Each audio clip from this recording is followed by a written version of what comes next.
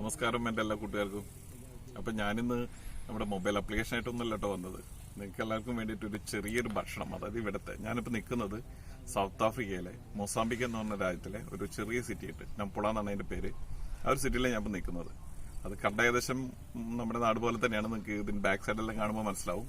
അപ്പം ഇവർ കഴിക്കുന്ന ഒരു ഭക്ഷണ രീതി ഉണ്ട്. അത് എന്തുകൊണ്ടാണ് ഉണ്ടാക്കുന്നതെന്നും എങ്ങനെയാണ് ഉണ്ടാക്കുന്നതെന്നും കാണിക്കുന്ന ഒരു ചെറിയ വീഡിയോ ആണ്. ശരിക്കും പറഞ്ഞാൽ അതിൽ ഉപയോഗിക്കുന്ന സാധനങ്ങളുടെ അത് കണ്ടു കഴിഞ്ഞാൽ നിങ്ങൾ ശരിക്കും ഞെട്ടിപ്പോകും. അപ്പൊ അതുപോലത്തെ ഒരു സാധനം, അതുകൊണ്ട് തന്നെയാണ് ഞാൻ സ്പെഷ്യലായിട്ട് ഇതൊന്ന് നിങ്ങളെ കാണിക്കാന്ന് വിചാരിച്ചത്. അപ്പോൾ വരും നമുക്ക് അവരുണ്ടാക്കുന്ന സ്ഥലത്തേക്ക് പോവാം. ഓക്കെ,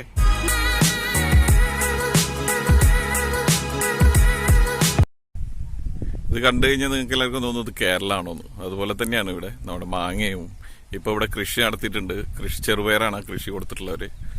പിന്നെ ഇതാ ഇവിടെ മരങ്ങൾ, മാങ്ങ, ഇത് പിന്നെ ഇതാ മുരിങ്ങയുടെ ഇല, കൊള്ളി, ഇതൊക്കെയാണ് ഇവിടെ ഉള്ളത്.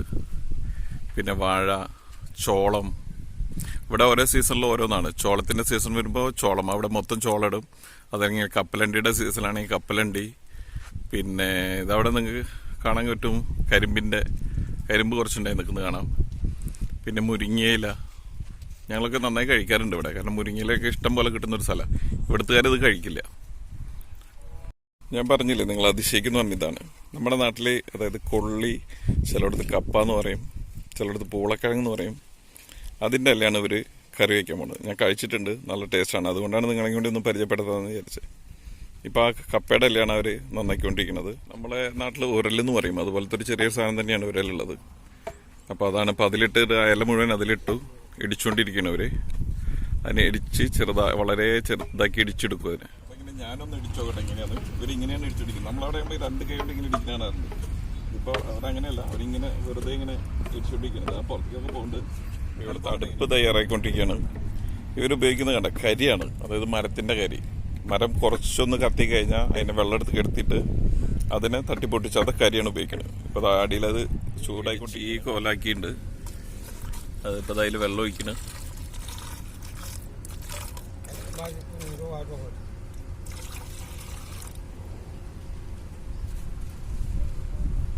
ഇനി ഇവരിത് വേവിക്കാൻ പോകും. കാരണം ഈ കറിയുടെ ഒപ്പം ഇവർ കഴിക്കുന്ന ഏറ്റവും കൂടുതൽ ഈ ശീമ എന്ന് പറഞ്ഞാണ്. നമ്മളാണെങ്കിൽ ഏറ്റവും എല്ലാത്തിനും ചോറ് വേണം മലയാളികൾക്ക്. അപ്പം ഇവർ ചോറ് വളരെ കുറവ് ഉപയോഗിക്കുക.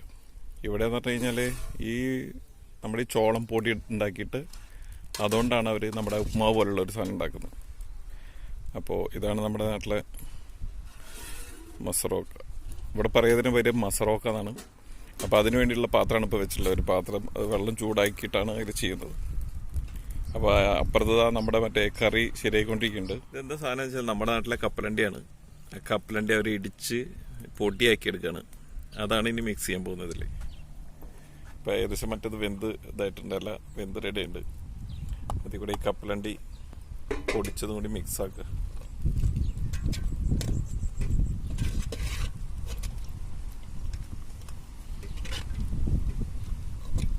അതിൽ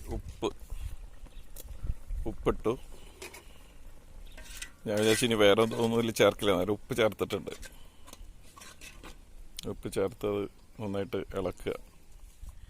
ഇതാണ് നമ്മുടെ ചോളം പൊടിച്ചതാണ് ഇട്ടത്. ചോളത്തിൻ്റെ പൊടിയാണ്. ഇതാണ് ഇവർ ശീമ എന്ന് പറയുന്ന ഒരു ഭക്ഷണം ഉണ്ടാക്കുന്നത്. ഇനിയിപ്പോൾ ഇവരുടെ കയ്യിലെന്ന് പറഞ്ഞു കഴിഞ്ഞാൽ ഒരു മരത്തിൻ്റെയാണ് കയ്യിൽ. ഇവരിതതിൽ മിക്സ് ചെയ്തുകൊണ്ടിരിക്കുകയാണ്.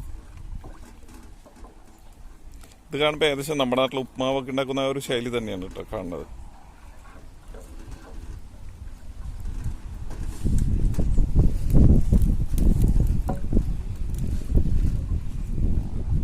ഇവരിപ്പോൾ ഇത് മിക്സ് ആക്കിയിട്ട് ഇനി കുറച്ച് മിക്സ് ആയിട്ടുള്ളൂ, ബാക്കി അവിടെ ഇരിക്കിട്ട് മിക്സ് ആക്കിയിട്ട് അവരത് നന്നായിട്ട് തിളപ്പിക്കാനായിട്ട് കുറച്ച് മിക്സ് ചെയ്തിട്ടുള്ളൂ. അത് തിളപ്പിക്കാൻ വയ്യ. ഇനി തിളച്ചതിന് ശേഷമാണ് മറ്റേ പൊടി അല്ലാതെ ഇതിലുണ്ട്. ഇപ്പോഴത്തെ നമ്മുടെ കറി റെഡി ആയിരിക്കണ്ടേ. അപ്പോൾ നമുക്ക് ഈ ശീമയും കൂടെ അതിന് ശേഷം കഴിച്ചിട്ട് അത് നന്നായി വേവിച്ച്, അതായത് നമ്മൾ ഉപ്മാവ് ഉണ്ടാക്കുമ്പോൾ തന്നെ ഒറ്റയടിക്ക് എല്ലാം കൂടി ഇടില്ലേ, അതല്ല അവർ ചെയ്ത് കുറച്ചിട്ടിട്ട് അത് നന്നായി ബോയിൽ ആയതിനു ശേഷം പിന്നെ അതിൽ മിക്സ് ചെയ്യണത്.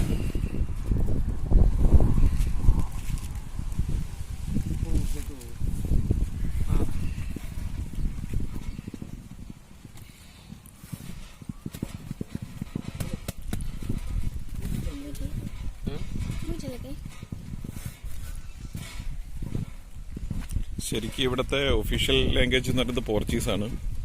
പക്ഷെ ഇവരിപ്പോൾ ഈ സംസാരിക്കുന്നത് തന്നെ ഇവിടുത്തെ ലോക്കൽ ലാംഗ്വേജ് ഉണ്ട്, അതാണ് സംസാരിക്കുന്നത്. അതെനിക്കറിയില്ല കേട്ടോ. പോർച്ചുഗീസ് ആണെങ്കിൽ അറിയാം. പിന്നെ ഇവർ സംസാരിക്കുന്ന ഈ ലോക്കൽ ലാംഗ്വേജ് എന്താണെന്ന് എനിക്കറിയില്ല. ഇപ്പോൾ അവരതാണ് സംസാരിക്കുന്നത്.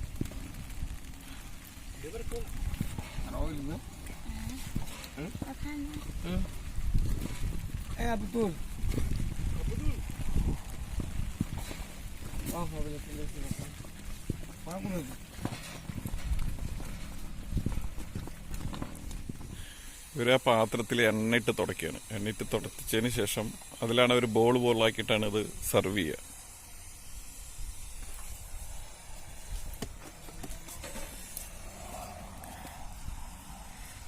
ഇതാണ് അവരുടെ ഭക്ഷണത്തിന്റെ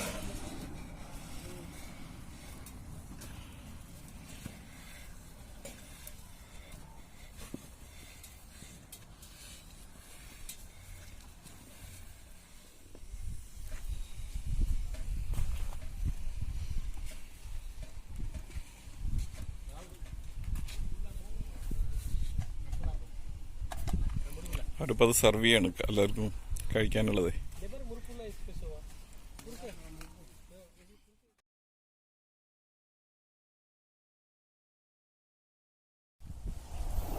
ഞാൻ വരുന്നിട്ട് മുന്നേ നല്ല ഉണക്കമീൻ കറി ഉണ്ടാക്കി വെച്ചിട്ടുണ്ടായിരുന്നു.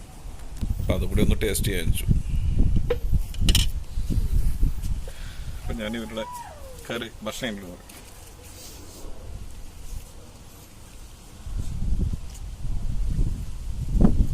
എല്ലാവരും പറയണ പോലെ അല്ല കേട്ടോ.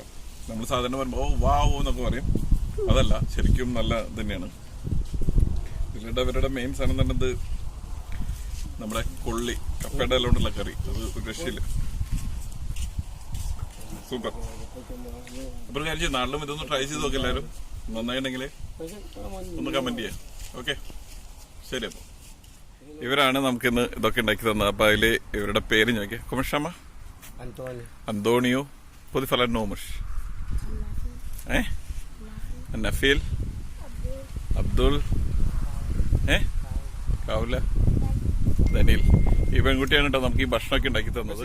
ഞാൻ ഇവരോട് എല്ലാവരോടൊപ്പം നിന്നിട്ട് വാവുനെ വാവ്. Okay then by.